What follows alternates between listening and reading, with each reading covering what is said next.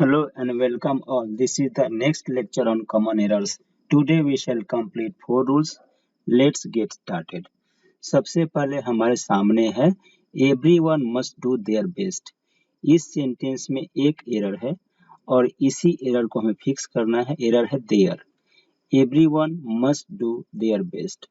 Everyone के साथ जो पॉजेसिव केस होता है that should be either his or her. या तो हिज होगा चाहे हर होगा, डिपेंडिंग ऑन आपकी इच्छा और कंटेक्स्ट, जो भी आप चाहें उसके अनुसार. सो एवरीवन के साथ या तो हिज होगा या हर होगा. सेंटेंस होगा everyone must do his best या everyone must do her best. Right, next one should do her duty. One should do her duty. यहाँ पे हर आ गया है, इधर भी दिक्कत है.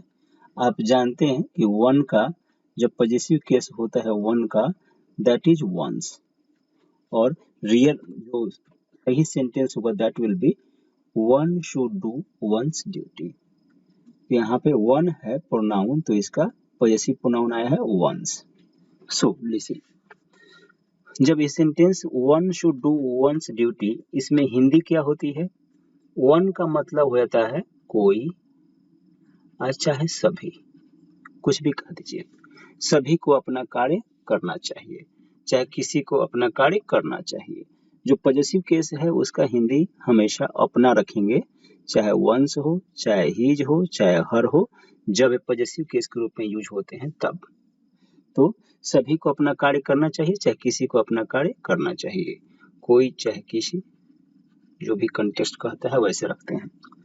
सो क्या है एक्सप्लेनेशन? पॉजेसिव केस एवरीवन और वन का होता है. एवरीवन का होता है हिज या हर, और वन का होता है वंस. ये ध्यान रखना है हमें. वन का वंस तो ध्यान होगा, एवरीवन का ध्यान रखिएगा. और एवरीवन ही नहीं, अगर एवरीबॉडी लिख दे तो क्या करेंगे आप? एवरीबॉडी. तो इसको भी आप अपनी मर्जी से हिज हर में कर देंगे. सिंगुलर है तो हिज हर में कर देंगे. Next, I am enjoying now. I am enjoying now.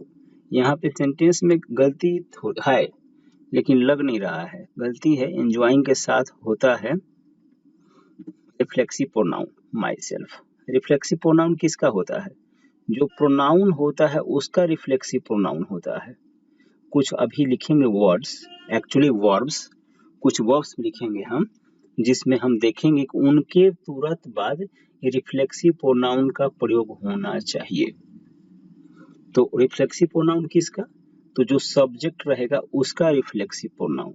आई है तो आई का रिफ्लेक्सिव प्रोनाउन माई सेल्फ होता है. सो और यह होगा एंजॉइंग के तुरंत बाद ही होगा, पहले नहीं होगा और कहीं नहीं होगा. तो ऐसा ही करना पड़ता है पोजीशनिंग रिफ्लेक्सिव प्रोनाउन का जब वर्ब होता है एंजॉय सेंटेंस में. दूसरा भी वर्ब होता है हिड. हिड किसका है? हाइड. हाइड में छुपाना. हाइड का सेकेंड फॉर्म हिड और थर्ड फॉर्म भी hid. Jeet hid behind the wall. Jeet wall के पीछे छुपा, तो हिड के बाद होगा हिमसेल्फ. किसी भी नाम का होता है रिफ्लेक्सिव प्रोनाउन हिमसेल्फ. अगर स्त्रीलिंग है तो हरसेल्फ, हाँ, तो हिमसेल्फ होगा यहाँ पे. Jeet hid himself behind the wall. अब देखिए वर्ब क्या क्या है. एंजॉय ऊपर था ही, हाइड है ही, रिजाइन का एग्जाम नहीं लिखा सेंटेंस, अप्लाई, अवेल, अब्सेंट. 3 ए से है, अप्लाई, अवेल, अब्सेंट. अवेल का मतलब होता है लाभ उठाना, लाभ उठाना. एब्सेंट का मतलब उपस्थित होना. एंड अप्लाई का मतलब आवेदन करना, जानते हैं. रिजाइन मतलब इस्तीफा देना. हाइड में छुपाना. एंजॉय में आनंद लेना, आनंद करना. सो ये सब हैं. अगर हम कोड बनाए इनके लिए, HEAR 3, यह कोड होगा. H for hide, E for enjoy, A for apply, A for avail, F for absent, R for resign. तो ये जब वर्ब रहेंगे सेंटेंस में तो प्रायः इनके बाद आता है रिफ्लेक्सिव प्रोनाउन. तो जो सब्जेक्ट होगा उसका रिफ्लेक्सिव प्रोनाउन बनाना पड़ता है. कोई प्रोनाउन हो तो उसका रिफ्लेक्सिव प्रोनाउन आसानी से बना सकते हैं. अगर कोई नाउन हो तो जैसे जीत है तो इसका हिमसेल्फ होता है, कोई लड़की का नाम होता तो उसका हरसेल्फ होता. So next rule, Meera is comparatively better today. यहाँ पे गलती है, या तो कंपैरेटिवली में या बेटर में, दोनों में से किसी एक को सुधार कर काम कर सकते हैं, क्योंकि बेटर कंपैरेटिव डिग्री है और कंपैरेटिवली भी आ गया है ऐसे ही, मतलब मीरा तुलनात्मक रूप से अधिक बेहतर है। दो बार हमने तुलना कर दिया, यहाँ पे होगा Meera is better today, comparatively को हटा देंगे, मीरा इज बेटर टुडे, और नहीं तो बेटर को ही हटा देंगे, गुड कर देंगे, Meera is comparatively good today. इस तरह का होगा। हम यहाँ पे कंपैरेटिव डिग्री का प्रयोग करेंगे तो कंपैरेटिव नहीं रहेगा, नहीं करेंगे तो उसको पॉजिटिव डिग्री करना पड़ेगा। इस तरह का सेंटेंस होता है, डबल कंपैरेटिव कहते हैं इसे। डबल कंपैरेटिव यूज नहीं की जाती है सेंटेंस में, ध्यान रखना है हमें। Next, Ram climbed in the tree. Ram climbed in the tree, समझ होंगे आप, इन नहीं होगा, क्या होगा, Ram climbed the tree. Actually क्या है, क्लाइम एक ट्रांजिटिव वर्ब है, क्लाइम एक ट्रांजिटिव वर्ब है, और ट्रांजिटिव वर्ब के बाद अगर ऑब्जेक्ट लिखते हैं हम तो कोई प्रीपोजिशन नहीं लिखना होता है, इसलिए राम क्लाइम्ड द ट्री सही है। लेकिन क्लाइम ऐसा वर्ब है, ट्रांजिटिव वर्ब, जिसके बाद हम अप प्रीपोजिशन लिखते भी रहते हैं।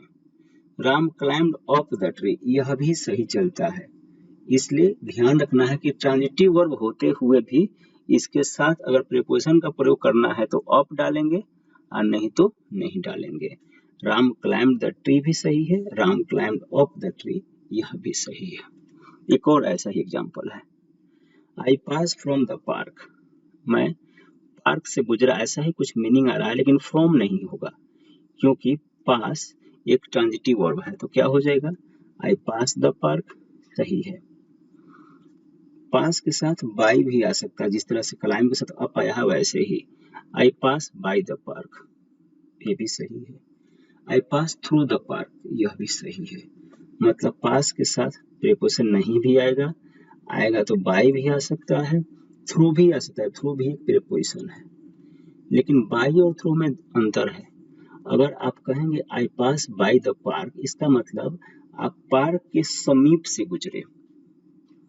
लेकिन अगर आप कहेंगे आई पास थ्रू द पार्क, इसका मतलब आप पास के बीचों बीच गुजरे, रास्ता पार्क के बीच से होकर जा रही थी, जैसे भी। थ्रू मतलब बीचों बीच से, और बाई मतलब पास से।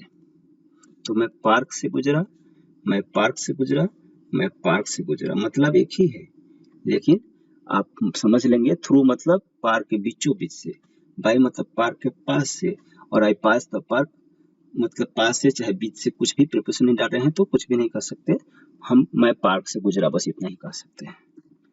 क्या है, क्लाइंब, पास, ये जो वर्ब्स हैं जो हमने सेंटेंस में यूज किया, ट्रांजिटिव वर्ब्स हैं, इसलिए इनके बाद प्रीपोजिशन नहीं लगता है, और नहीं लगा कर बनाया है सही है। लेकिन क्लाइंब अप, पास बाई या पास थ्रू भी यूज किया जाता है, ध्यान रखना पड़ेगा। तो इस लेक्चर को यहीं बंद करते हैं, फिर नेक्स्ट लेक्चर का वेट करिए। Thank you very much.